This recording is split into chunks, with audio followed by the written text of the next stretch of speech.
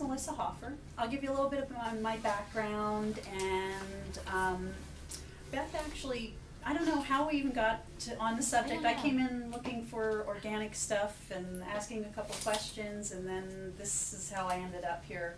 I really wasn't sure what I was going to talk about tonight, and she suggested healthy lunches, and I'm all about that. So my background, I grew up in Friedensburg, and when I was probably when I was 9, I knew I wanted to be a chef.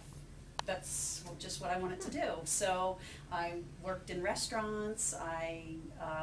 Until I graduated from the vocational school. I now teach where I went to school, and I went to the Culinary Institute of America. I've done a lot of different things, mostly fine dining. I owned a butcher shop and a coffee shop.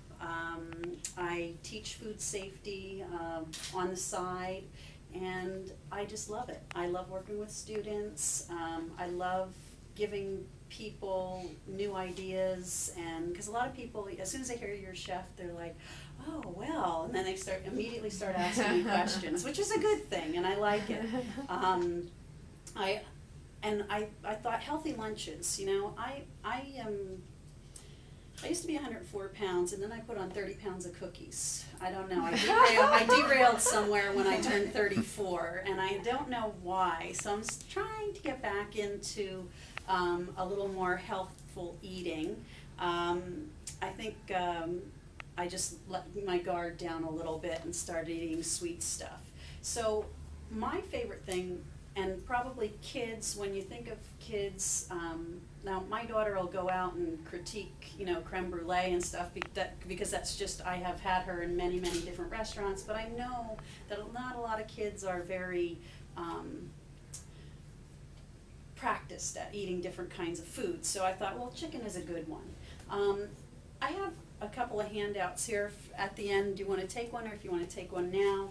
And everything that I've made is based off of grilled chicken, because it has to be easy. If it's not easy, I'm not doing it, especially in the morning, because it's kind of hectic. I have to go to work, my daughter's off to school, my fiance travels all the time, so he's a lot of time not even around. So it's kind of hectic in the morning. So what I do on a Sunday is I'll take chicken. I usually buy chicken fingers for the simple fact that chicken breasts are harder to cook.